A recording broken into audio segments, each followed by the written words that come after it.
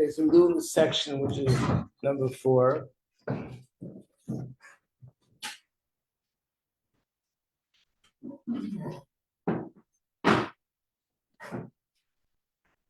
that is, why do we say that spreading Chassidus, thank you, brings Mashiach sooner? What's the connection? What's the source for that? So the source for that is, if you look in that section, let's look at a moment on page 3. I'm looking at these numbers at the bottom. A lot of numbers here. So look at the number at the bottom. Page 3. So Baal Shem Tov writes in a letter that on Rosh Hashanah, in the year 1746, his soul ascended to the heavenly realm. He was granted the privilege of entering the palace of Mashiach.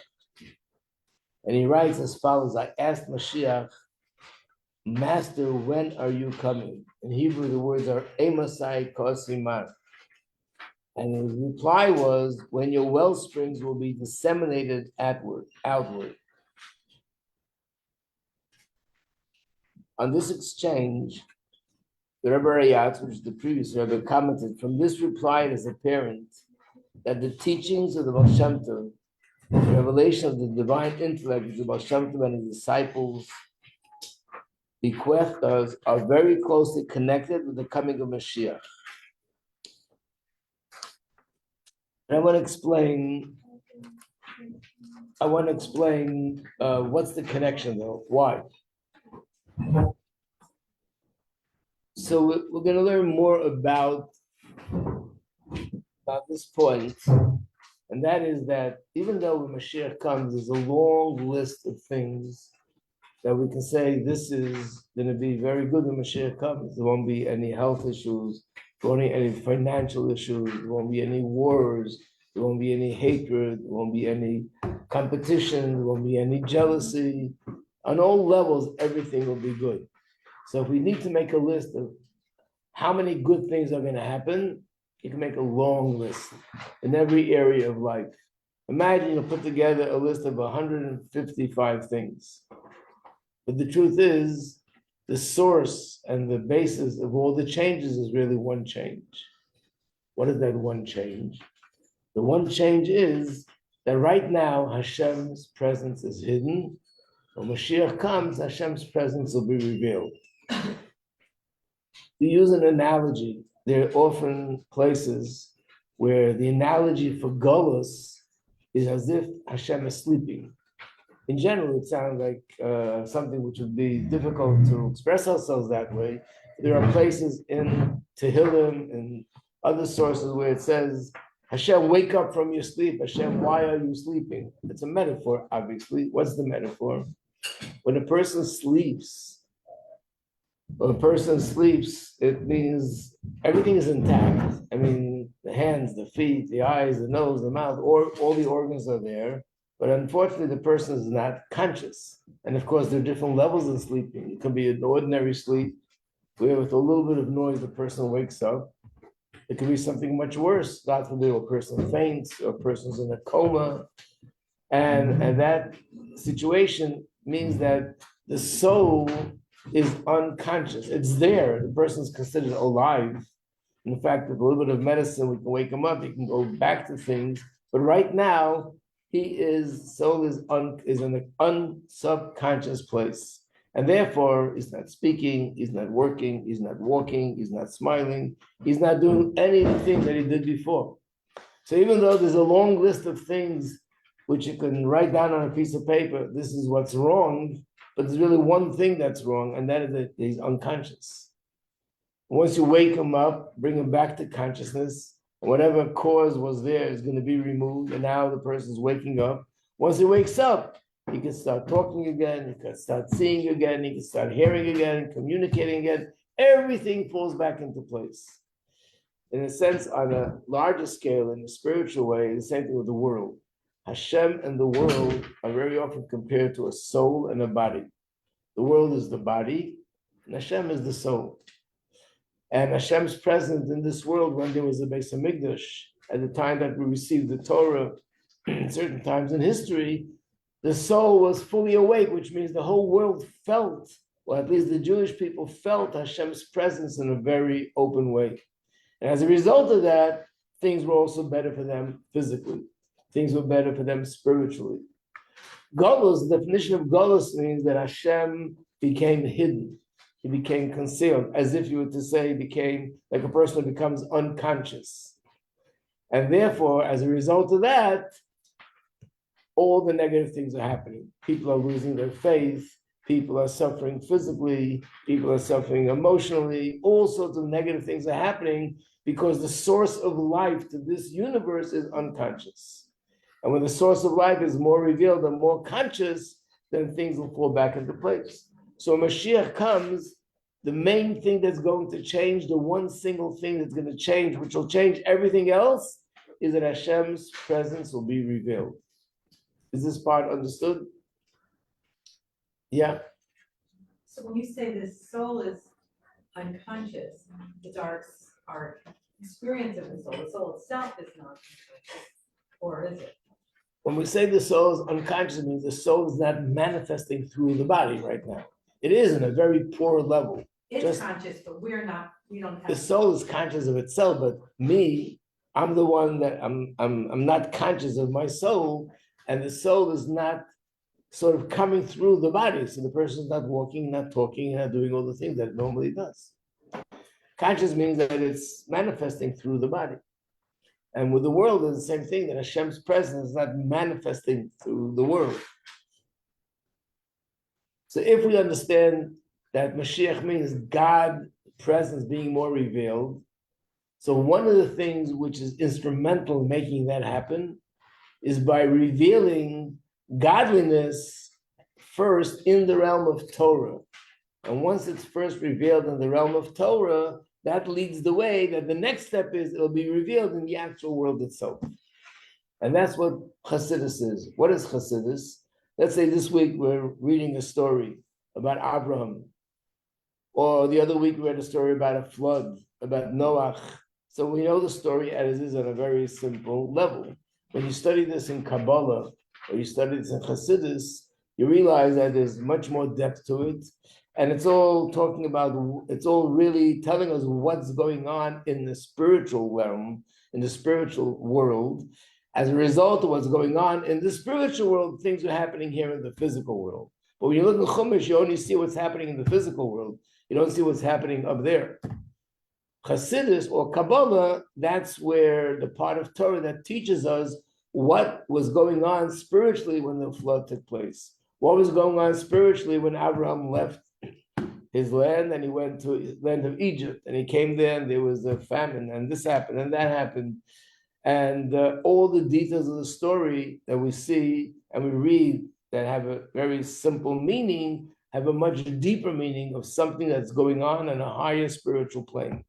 So in other words, when you study Chassidus, it's revealing godliness, but in Torah, academically. Once we reveal Torah here, this prepares the world that Hashem could be revealed in actuality. So the more this part of Torah is revealed in the world, the more the world becomes ready and prepared to be able to accept Hashem being revealed in the world in actuality. That's the connection.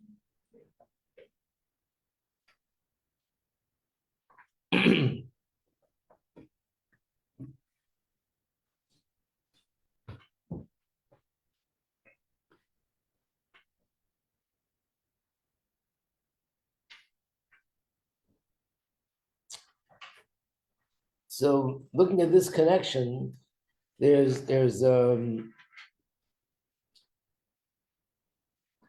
two ways to understand. People, initially when Chassidus came out, there was a lot of opposition because people said, we never studied this part of Torah before.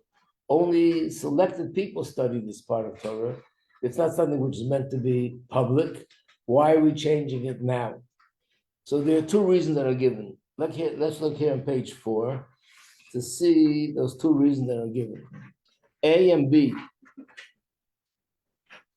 Two explanations why Pnimis Torah, that's the word for the esoteric part of Torah, the inner dimension of Torah, the mystical dimension of Torah. Why is it revealed precisely in this last generation? A and B. One is, since the darkness of exile is thickening, an ever more brilliant light is required to pierce it. So therefore, the soul of Torah, which is the hidden secrets of Torah, was revealed. And that awakens and uncovers the hidden point of the soul, those faculties of the soul that are mostly deeply concealed. In other words, because the world is darker and so much more hidden, and therefore it's much more difficult for us to stand up to the tests and all the different challenges that exist in the world, we need something stronger to strengthen our neshama. So therefore, when you study the deeper mystical secrets of Torah, that enables us to overcome those difficulties. But the second reason is that it's related more because we're getting closer to the coming of Mashiach. Since we're now at the very end of the exile, we've been given a foretaste of the Torah's secrets, which will be fully revealed only in the time to come. This foretaste serves as a preparation for the days of Mashiach, which the main thing will be knowledge of Hashem. Like the Rambam writes, the occupation of the entire world will be solely to know God, and the Jewish people will attain an understanding of their Creator. So basically, in fact, on the next page, it gives an example. There's a very interesting custom that Friday afternoon is a custom to taste the food that we eat on Shabbos. Not following where I am, I'm going too fast. Which page number? So this book works by sections. There's a section there, which is section number 4, right? In this section, there are numbers. And what I read now was page number 4 and number 5. Look at section 4 and then page 4 and page 5. There's a custom that before Shabbos, you taste some of the food that you're going to be eating on Shabbos. Only some of it, don't eat up the whole thing. But you taste a little bit of the fish, a little bit of the kugel, something. So in a sense, this is the same thing with Mashiach. Mashiach is like Shabbos. And right now it's Friday afternoon, right before that time.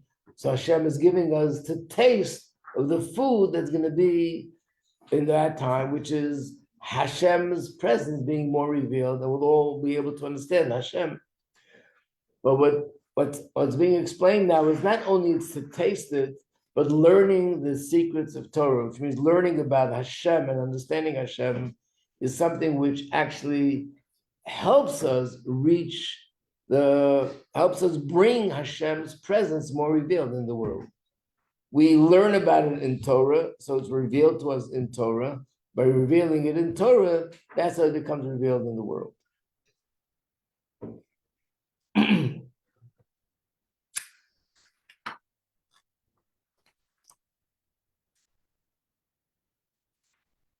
Now we're going to the section which is number 5. Another thing about Mashiach is what's called the great shofar.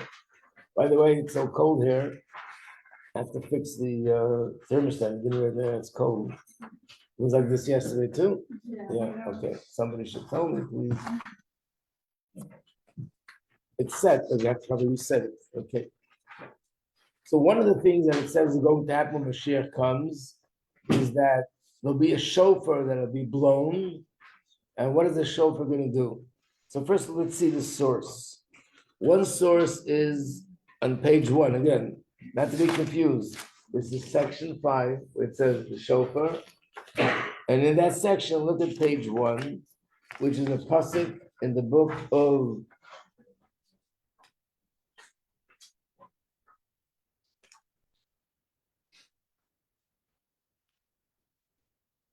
this is Zechariah.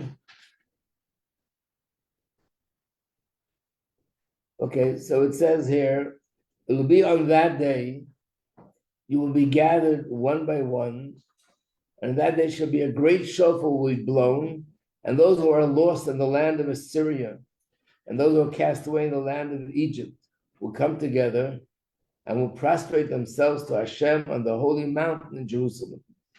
In other words, just like when there are people, let's say in the army, or people living in a community, and you want to gather everybody together, there's an important message to give.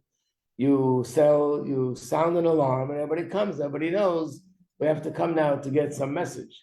So in a sense, when Mashiach comes, there'll be a shofar blown, which will be sounding an alarm, and all the Jews who are scattered and dispersed in different places of the world, and they're far, whether they're far not just geographically far, also far spiritually, the shofar will bring them closer to Hashem, right? So that's one source. Another source is in the book of Zechariah. This one is in the book of Zechariah, page 2. So it's underlined in the Hebrew and in the English. And Hashem will blow with the shofar and go forth in the southern tempest. Then it talks about more things that will happen in that time.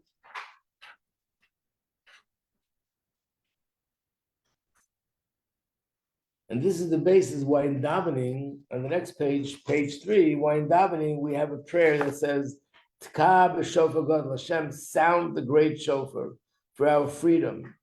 Raise a banner to gather our exiles and gather us together from the four corners of the earth to our land.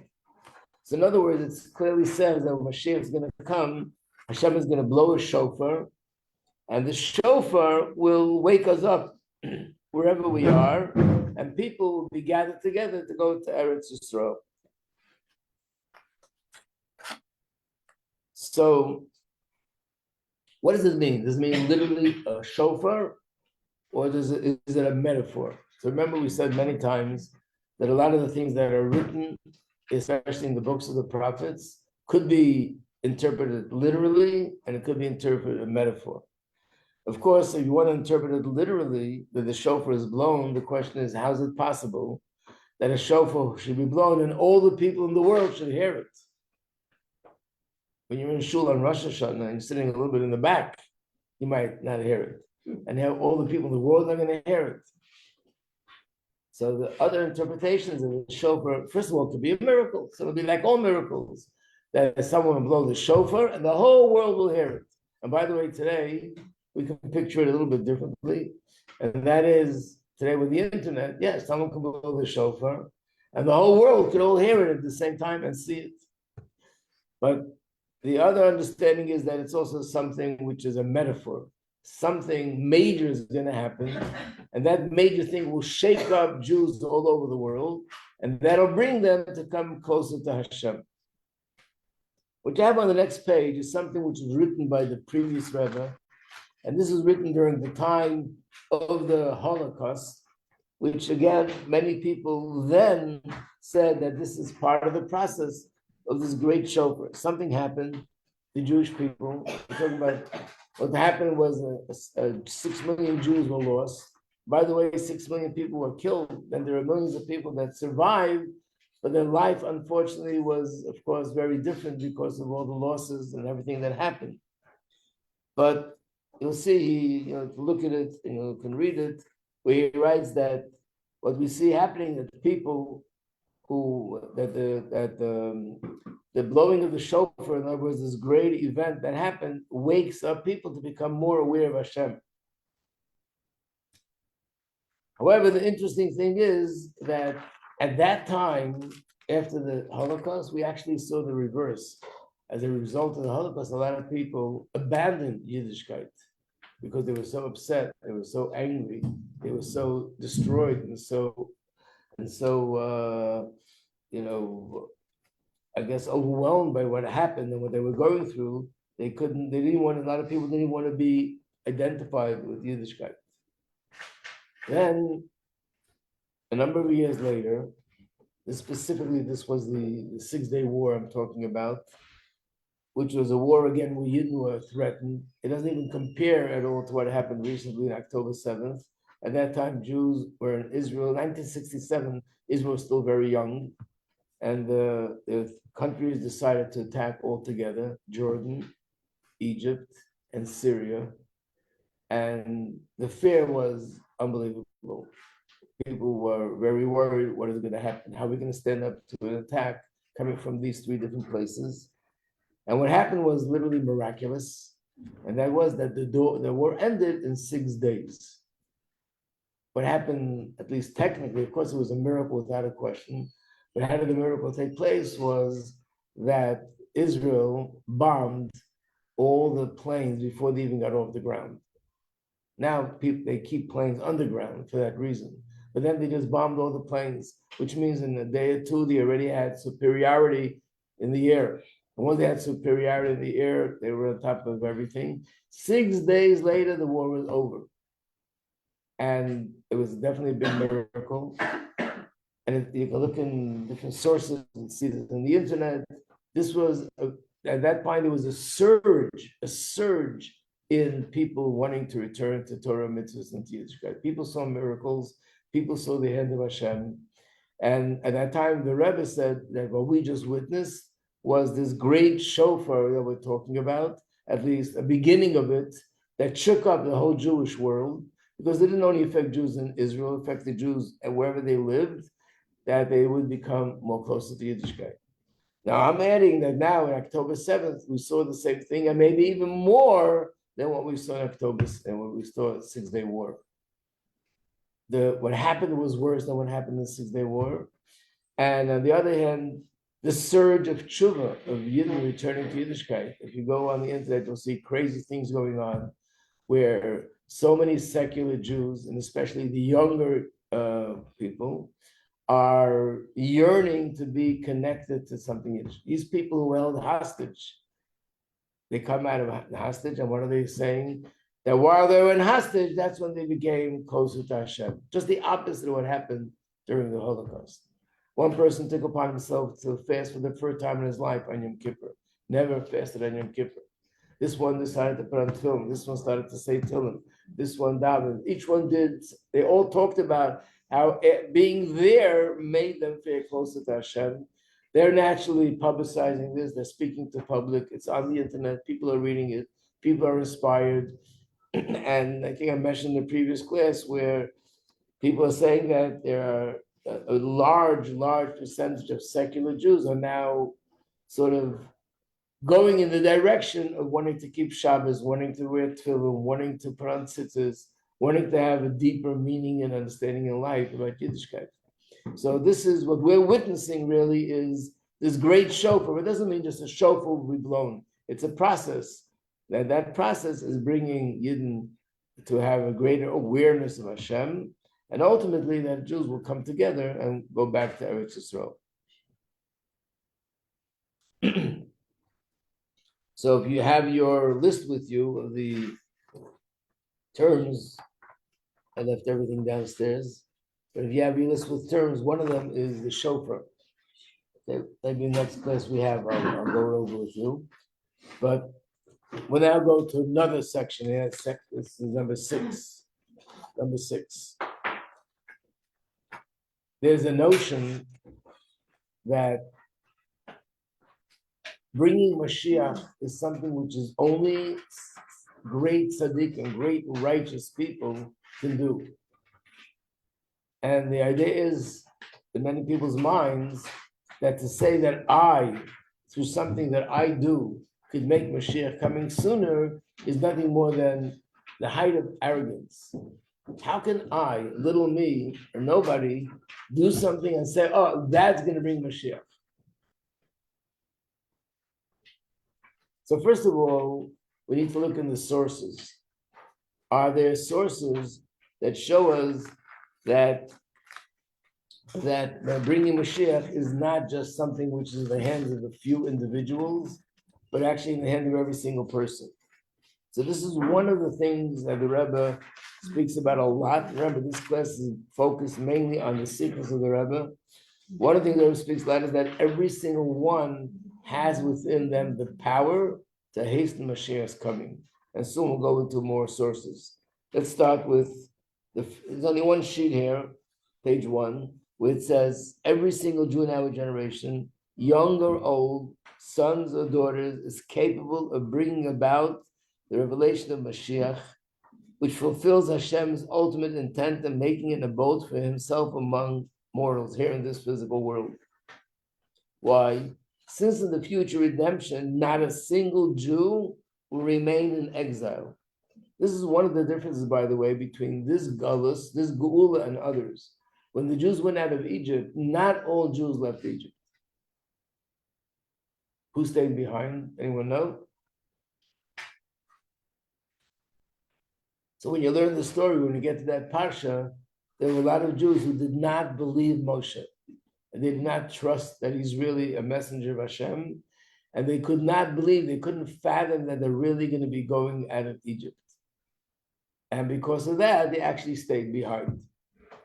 How many Jews were like that? There are two opinions. One opinion says it was 4/5 of the nation. So it means 1/5 went out and 4/5 unfortunately stayed behind. Another opinion says the reverse. It was 4/5 that went out and 1/5 stayed behind. But definitely and clearly, it says in Rashi and all the commentators on the Torah that there were Jews who did not believe that they're going to go out, so they stayed behind. The same thing is when the Jews were in exile in Babylon, and then they were given permission to go back to Israel and rebuild the temple. Not all Jews went back to Babylon, but went back to Israel. They wanted to stay in Babylon. In fact, there were Jews who intermarried with Babylonian women, and they didn't want to leave. This was their family. So unfortunately, that also wasn't a complete redemption. What's unique about this redemption, by the way, the story of Hanukkah, which was also redemption, the story of Purim, which is also redemption, it wasn't complete. With all these redemptions, not everybody was included. And also, after they went out, something else happened. This, when Mashiach comes, that'll be final. There won't be anything else after that going back into exile. And when Mashiach comes, every single person will be going out of boats. Nobody will be left behind. Doesn't matter where they're holding, what they're doing. This Geulah, this redemption is for everyone. And being that it's for everyone, therefore, everyone has the potential to do something that'll make it happen because it's connected to every single one of us. And that everyone is men, women, older, younger, even children. We don't know what it could be that somebody will do that'll have the impact to sort of tip the scale and finally make it happen. In fact, one of the things which we'll be learning about and comes up a lot is Rambam, Maimonides. He says that a person should always picture as if the world is on a scale and the scale is perfectly balanced. If a scale is perfectly balanced, what do you need in order to tip the scale? You don't need 10 pounds, 20 pounds, 30 pounds. Just a little bit of weight on one side will tip the scale because it's perfectly balanced. So therefore, the Rambam writes, that's how we should see the world, which means that if I do something, whether it's in speech or through action or even a thought that's positive, that could be the final speech, thought, or action that'll tip the scale and make it happen. It's not only it could be.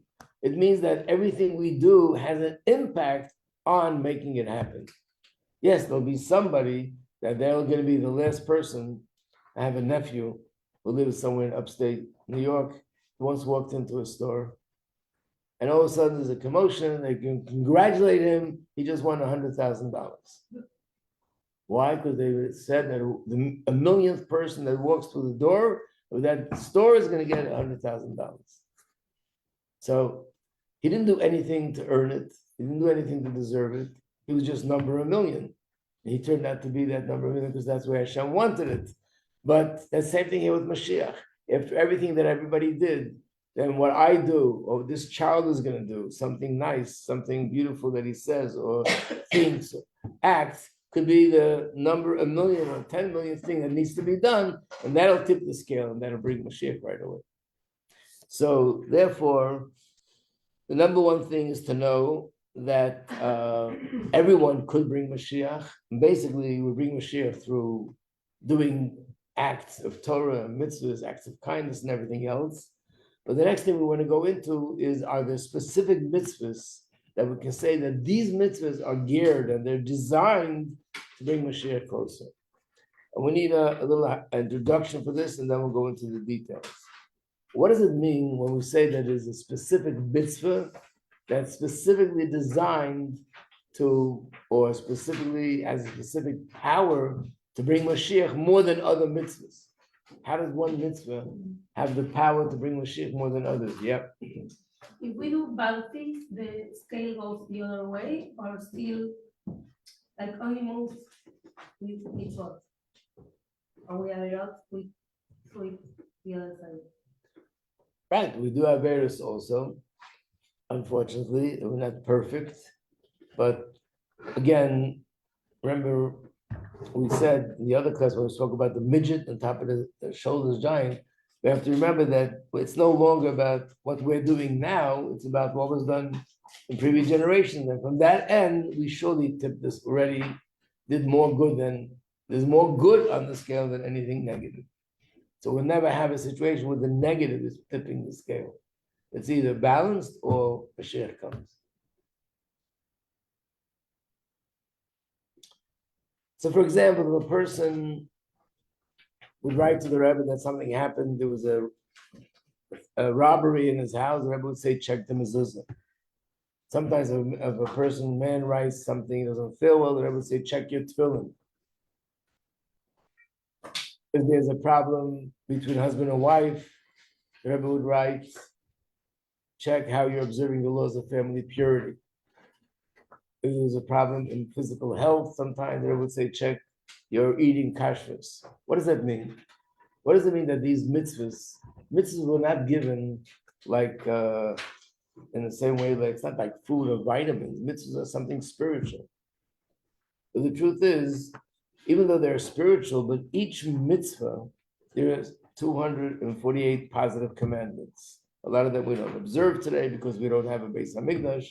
But every mitzvah is here to draw down godliness. That's a common denominator with all mitzvahs. But in godliness and in the godly realm, there are different aspects, different sort of energies or light in the spiritual realm. And each mitzvah is designed to bring something different into this world. Just like Begashmi, just like in the physical sense, food is nutrition. All food is nutrition. But we know that there are certain foods that they provide us with vitamin C, and certain foods provide us with vitamin D, and certain foods provide us with calcium, and certain foods provide us with something else, which means they're all giving us nutrition, but each one is contributing specifically in a specific area in the body. This strengthens the blood, this strengthens the bones, this strengthens the immune system, and this strengthens something else. Same too is spiritually. All mitzvahs bring down godly light into the world, but there are different lights of godliness that are brought into the world. Each mitzvah brings down something else, and therefore each mitzvah will bring a blessing in a different area than another mitzvah. Again, altogether, common denominator, all mitzvahs bring Hashem's light, it brings Hashem's blessing. But then there's specific light that brings specifically blessing in a specific area. So that's why, if we're talking about the laws of family purity, that specifically brings blessing in the area of relationship between husband and wife and parents and children. If we talk about the home being a safe home, there's a mitzvah that specifically brings the light of Hashem that protects the home. That's the mezuzah. And the same with other mitzvahs. Some things we know, some things we don't know.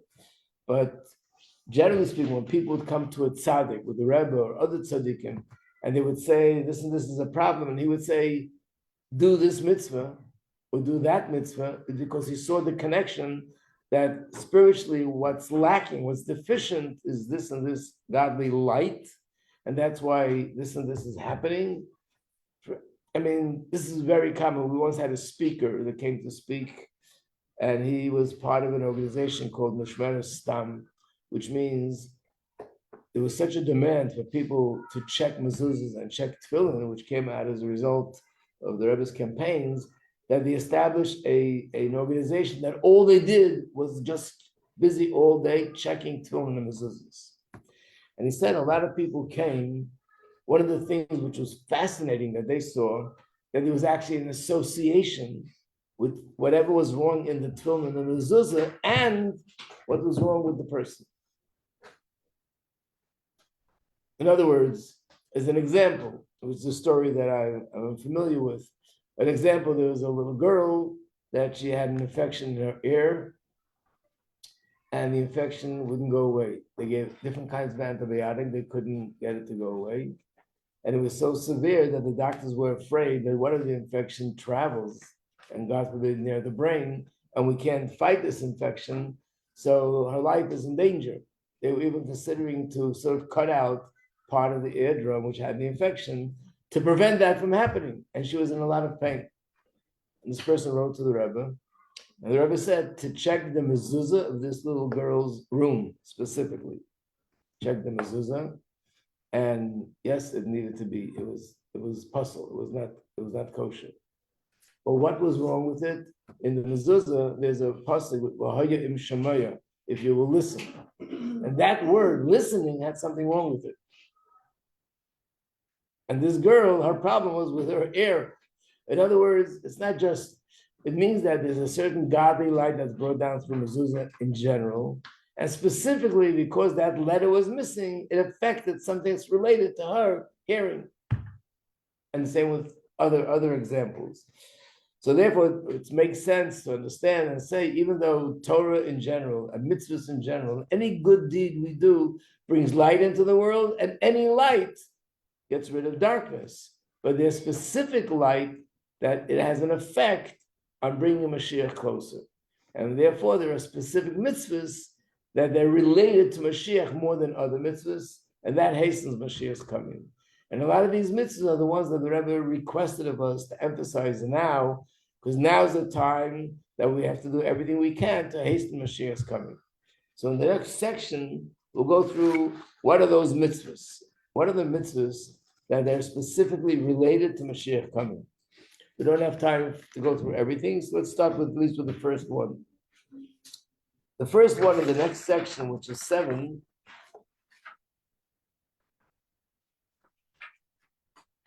so page 1, it says, since the Beis Hamikdash was destroyed on account of undeserved hatred, this reason must be undone by means of unearned love.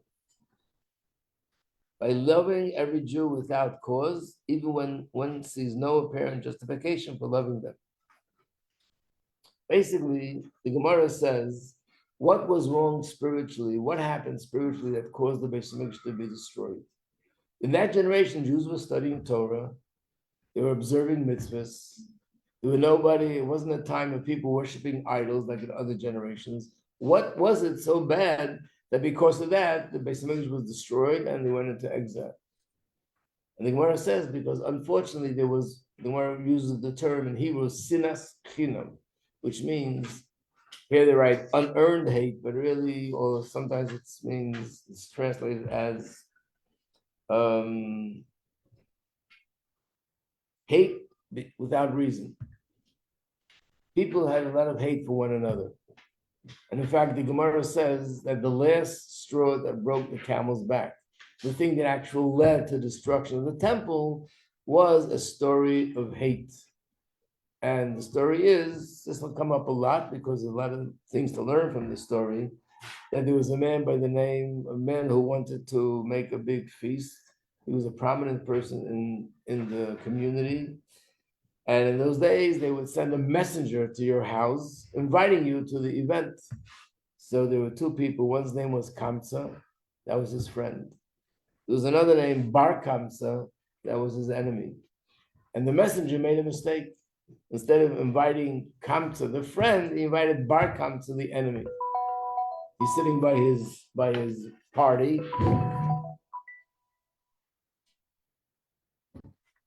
And he sees his enemy there. And he looks at him and says, what are you doing here? And he says, I was invited. There's no way, it's a mistake. And then he says, okay, but I'm here already. He says, no, you have to leave. And he says to him, let me pay for whatever I'm going to eat. Don't worry, I'll pay for whatever I'm going to eat.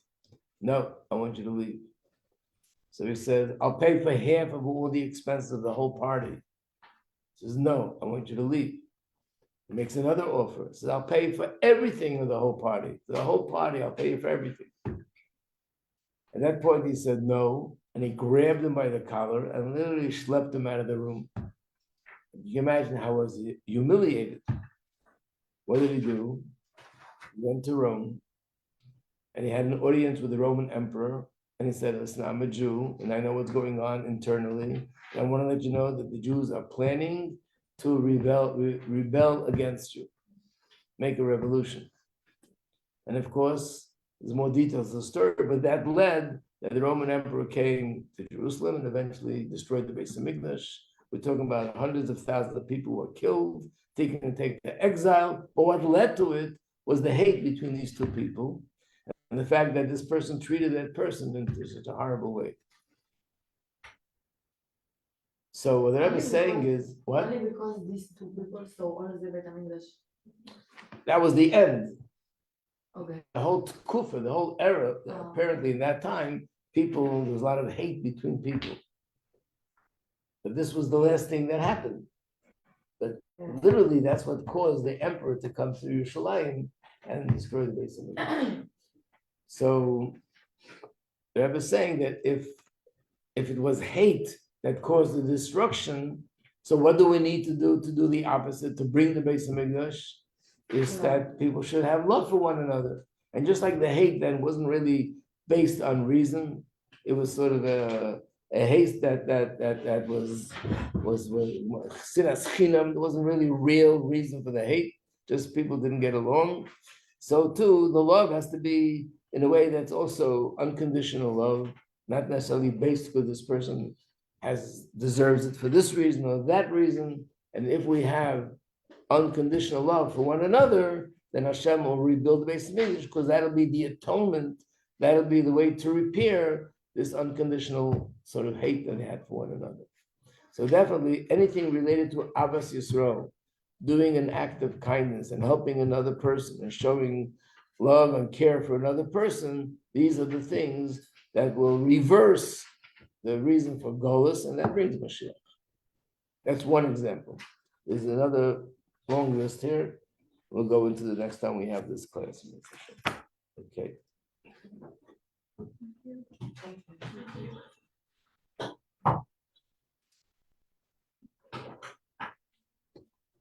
You're welcome.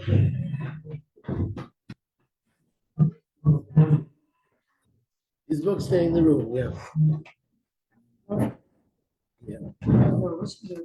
שאם מישהו בא למסיבה שלך, ואתה לא מעוניין שהוא יהיה... שמה? זה ממש הגיוני שאם מישהו מגיע למסיבה שארגנת, ואתה לא רוצה שהוא יהיה שם, אז תגיד לו ללכת. לא? אוקיי, אבל אם הוא לא מבין, כאילו לא צריך לבייש, נכון, אבל כאילו לא יודעת, זה קצת גם הגיוני. לא? זה לא להשפיל. אוקיי. משהו ביקש ממנו לצאת, אבל הרגיש להשפיל אותו.